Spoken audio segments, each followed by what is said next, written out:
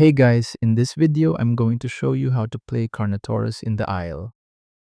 Once you spawn in, the most important part of the game is to survive and grow your dinosaur.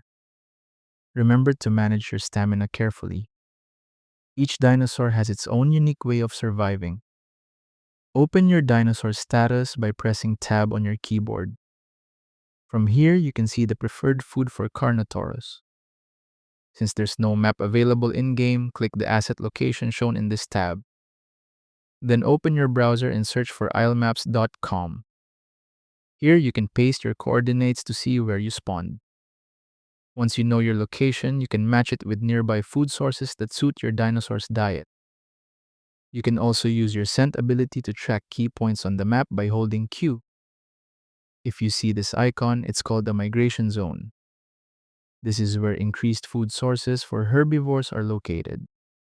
Migration zones are especially useful for Carnotaurus because open areas allow you to use your speed advantage.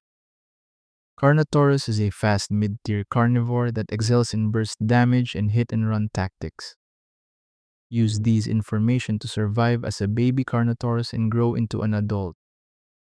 And that's how to play Carnotaurus in the Isle. Thank you so much for watching.